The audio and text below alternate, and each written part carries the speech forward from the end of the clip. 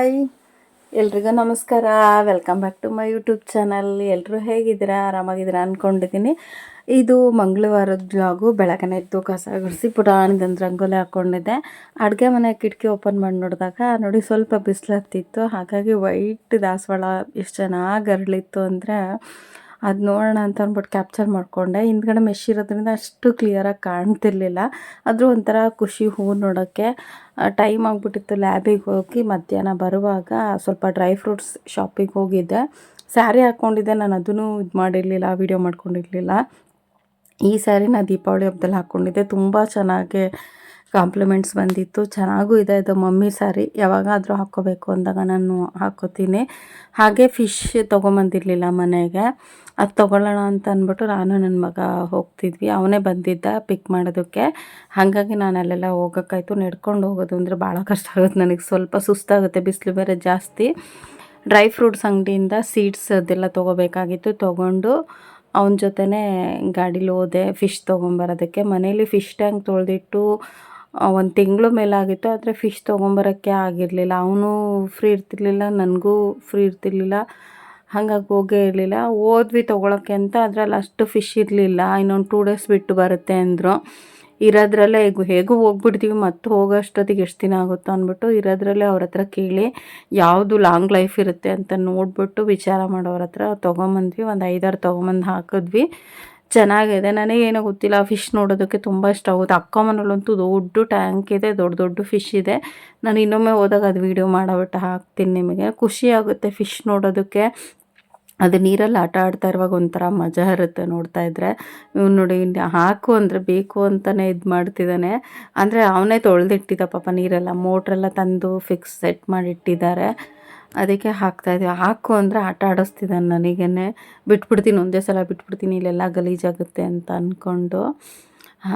ನೋಡಿರಿ ಎಷ್ಟು ಚೆನ್ನಾಗಿ ಆಡುತ್ತೆ ಅಂತ ಅಂದ್ಬಿಟ್ಟು. ಆದರೆ ಯಾವ ನೀರಲ್ಲಿ ಅಂದರೆ ಆ ನೀರಲ್ಲಿ ಸೆಟ್ ಆಗಲ್ಲಂತೆ, ಸಿಹಿ ನೀರು ಆಗಲ್ಲ ಅಂತ ಹೇಳಿದ್ರು. ಅದಕ್ಕೆ ನಾವು 1 ವಾರದ ಮೇಲಾಯಿತು, 1 ತಿಂಗಳಾಗ್ತಾ ಬಂತು ಅಂದ್ಕೊಳ್ಳಿ. ಆ ನೀರನ್ನ ಕಲೆಕ್ಟ್ ಮಾಡಿ ಇಟ್ಬಿಟ್ಟು ನಾವು ಟ್ಯಾಂಕಲ್ಲಿ ಬಿಟ್ಟಿದ ತಕ್ಷಣ ಎಷ್ಟು ಚೆನ್ನಾಗಿ ಬ್ಳು ಬ್ಳು ಬ್ಳು ಅಂತ ಓಡಾಡ್ತಿರ್ತವೆ ಅಂತ. ಅದಕ್ಕೆ ಫುಡ್ ಹಾಕ್ಬಿಟ್ಟು 1-2 ನಿಮಿಷ ಹಾಗೆ ನೋಡ್ಕೊಂಡು ಕೂತ್ಕೊಂಡಿದ್ದೆ ನಾನು. ಟೈಮ್ ಆಗಿಬಿಡ್ತು, ಬೇರೆ ಕೆಲಸ ಇತ್ತು, ಬಟ್ಟೆ ಎಲ್ಲ ತೊಳೆಯೋದಿತ್ತು. ಹಾಗಾಗಿ ನಾನು ಆಮೇಲೆ ವೀಡಿಯೋನ ಕಂಟಿನ್ಯೂ ಮಾಡೋಕ್ಕಾಗಲಿಲ್ಲ. ಫಿಶ್ ಟ್ಯಾಂಕ್ ನೋಡ್ಕೊಂಡು ಕೂತ್ಕೊಂಡ್ಬಿಟ್ರೆ ಹೆಂಗೆ ಟೈಮ್ ಪಾಸ್ ಆಗುತ್ತೋ ಗೊತ್ತಿಲ್ಲ. ಅದು ಸುಮ್ಮನೆ ಇರೋದೆಲ್ಲ ನಾವು ಆ್ಯಕ್ಟಿವ್ ಆಗ್ತೀವಂತೆ ಫಿಶ್ ನೋಡಿದ್ರೆ. ಅದಕ್ಕೆ ಅದೇ ಥರ ಇರಬೇಕು, ನಾನು ಇನ್ನೂ ಜಾಸ್ತಿ ಆ್ಯಕ್ಟಿವ್ ಆಗಬೇಕು ಅಂದ್ಬಿಟ್ಟು ಫಿಶ್ನ ಸಾಕೊಂಡಿದ್ದೀನಿ. ನಿಮ್ಮ ಮನೇಲಿ ಏನಾದರೂ ಸಾಕು ಪ್ರಾಣಿಗಳನ್ನ ಸಾಕ್ಕೊಂಡಿದ್ದೀರಾ ಅಂಥೇಳಿ. ನನಗೆ ಸಾಕು ಪ್ರಾಣಿ ಅಂದರೆ ಇಷ್ಟ ಆಗಲ್ಲ, ಬೇಕು ನಾಯಿ ಎಲ್ಲ, ಅದೇನೋ ಗೊತ್ತಿಲ್ಲ, ಇಷ್ಟನೇ ಆಗಲ್ಲ. ನೋಡಿ ಇದೇ ನಾನು ತೊಗೊಂಬಂದಿದ್ದು ಬರ್ತಾ. ಸೀಡ್ಸ್ ಬೇಕಿತ್ತು ನನಗೆ, ಸ್ವಲ್ಪ ಏರ್ ಫಾಲ್ ಆಗ್ತಿತ್ತು. ಅದಕ್ಕೆ ಅದು ತಿಂದಮೇಲೆ ಕರೆಕ್ಟಾಗಿತ್ತು. ಅದಕ್ಕೆ ಇದು ನೋಡೋಣ, ಮಾಡ್ಕೊಳ್ಳೋಣ, ನಿಮಗೂ ಯೂಸ್ ಆಗ್ಬೋದು, ಹೆಲ್ಪ್ ಆಗ್ಬೋದು.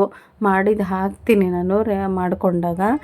ಇದು ಇದು ಗ್ರೇಪ್ಸು, ಬ್ಲ್ಯಾಕ್ ಗ್ರೇಪ್ಸು ನೆನೆಸ್ಬಿಟ್ಟು ತಿನ್ನೋದ್ರಿಂದ ಆ್ಯಸಿಡಿಟಿ ಕಡಿಮೆ ಆಗುತ್ತೆ. ಅದನ್ನು ನಾನು ಯಾವಾಗಾದರೂ ಒಮ್ಮೊಮ್ಮೆ ನೀರಲ್ಲಿ ನೆನೆಸಿಡ್ತೀನಿ ರಾತ್ರಿ, ಬೆಳಗ್ಗೆ ನೀರು ಸಮೇತ ಕುಡ್ಕೊಳ್ಳೋದು. ಇದೊಂದು ಪಾರ್ಸಲ್ ಬಂದಿತ್ತು. ಅದು ಓಪನ್ ಮಾಡೋವ್ರಿಗೂ ನನಗೆಲ್ಲಿ ಸಮಾಧಾನ ಇರುತ್ತೆ. ನೀವೆಲ್ಲರೂ ಹೇಗೋ ಗೊತ್ತಿಲ್ಲ, ನನಗೆ ಏನಾದರೂ ಪಾರ್ಸಲ್ ಇತ್ತು ಅಥವಾ ಏನೋ ಇದಿತ್ತು ನನಗೋಸ್ಕರ ಅಂತಂದರೆ ಅದನ್ನು ಓಪನ್ ಮಾಡಿ ನೋಡೋವ್ರಿಗೂ ಸಮಾಧಾನ ಇರಲಿಲ್ಲ.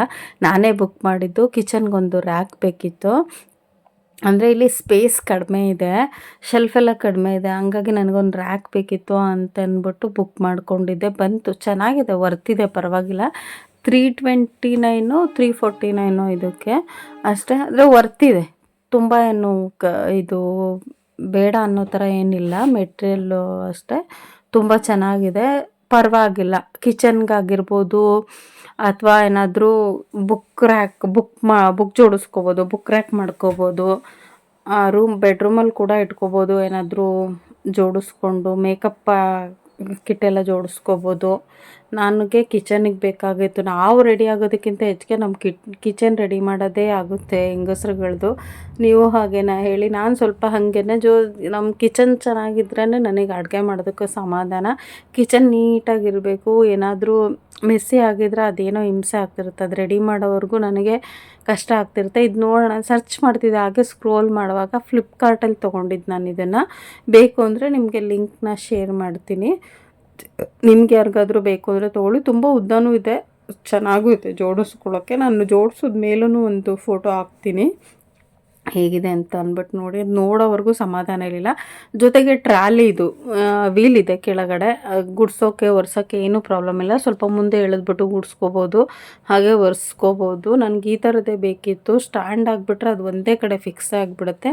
ಅದಕ್ಕಿಂತ ಈ ಥರ ಇರೋದೇ ನನಗೆ ಬೇಕು. ಗುಡ್ಸೋದಕ್ಕೆಲ್ಲ ಹಿಂಸೆ ಆಗಬಾರ್ದು, ನೀಟಾಗಿ ಪೊರ್ಕೆ ಎಲ್ಲ ಕೆಳಗಡೆ ಹೋಗೋ ಥರ ಇರಬೇಕು. ಅದೆಲ್ಲ ಆಗೋಷ್ಟೊತ್ತಿಗೆ ಲೇಟ್ ಆಯಿತು. ನಾನು ಅವತ್ತು ಚಪಾತಿ ಪಲ್ಯ ಏನೂ ಮಾಡೋಕ್ಕಾಗಲಿಲ್ಲ. ಸ್ವಲ್ಪ ರೈಸ್ ಇತ್ತು ಮಧ್ಯಾಹ್ನದ್ದು, ಅದಕ್ಕೆ ನಾನು ಎಗ್ ರೈಸ್ ಮಾಡಿಬಿಟ್ಟು ಅವನಿಗೊಂದು ಹಾಫ್ ಬಾಯ್ಲ್ ಅಂತ ಹೇಳ್ತಾರಲ್ಲ ಎಗ್ಗು ಆಮ್ಲೆಟು, ಅದನ್ನು ಮಾಡಿಕೊಟ್ಟೆ. ಇದಕ್ಕೆ ಈರುಳ್ಳಿ ಟೊಮ್ಯಾಟೊ ಮಸಾಲೆ ಏನೂ ಜಾಸ್ತಿ ಇಲ್ಲ, ಹೆವಿ ಅನಿಸೋದಿಲ್ಲ. ಒಟ್ಟಿಗೆ ನಮ್ಮ ಮಗನಿಗೆ ಮಸಾಲೆ ಇಷ್ಟ ಆಗೋಲ್ಲ, ಮಕ್ಕಳಿಗೆಲ್ಲ ಈರುಳ್ಳಿ ಟೊಮ್ಯಾಟೊ ಅಂದರೆ ಇಷ್ಟ ಆಗಲ್ವಲ್ಲ, ಅಂಥ ಮಕ್ಕಳಿಗೆ ಇಷ್ಟ ಆಗುತ್ತೆ ಈ ರೆಸಿಪಿ. ಬೇಕು ಅಂದರೆ ಕಮೆಂಟ್ ಮಾಡಿ, ರೆಸಿಪಿನ ನಾನು ಶೂಟ್ ಮಾಡಿ ಹಾಕ್ತೀನಿ.